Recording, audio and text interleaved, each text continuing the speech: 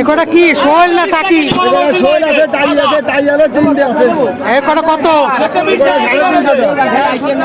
350। এত কম কেন? বেশি কত? 300 টাকা বিক্রি হবে। তার কমে আসবে না? আপাতত না। 200 দেবো? 200 না ভাইজান।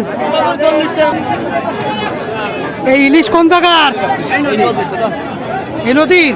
হ্যাঁ ভাই, জানতো মাছ। কত করে এগুলো? কত করে ছোটগুলো?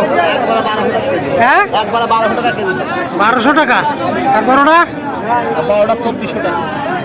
2400 টাকা কেজি। কতটুকু আছে? 2400। এত দাম আছে ইলিশের এই নদী?